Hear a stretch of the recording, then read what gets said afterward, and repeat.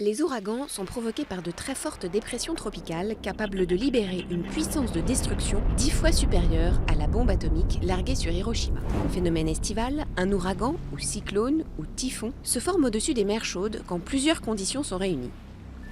Une température de l'eau supérieure ou égale à 26 degrés 6 sur une cinquantaine de mètres de profondeur, une quantité suffisante d'humidité atmosphérique et une perturbation tropicale produisant des vents tourbillonnés.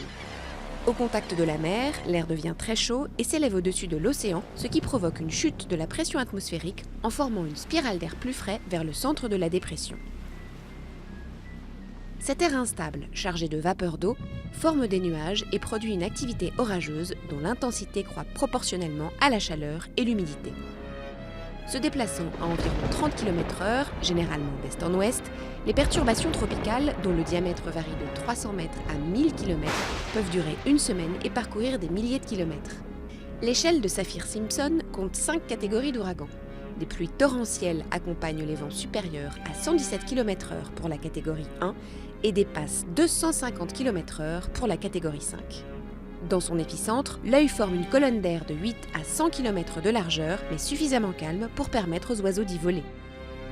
Le cyclone commence à se dissiper quand il touche la Terre ou lorsqu'il se trouve au-dessus d'eau froide. Reste que pour de nombreux climatologues, l'accroissement du nombre et de l'intensité des cyclones est probablement lié au réchauffement climatique.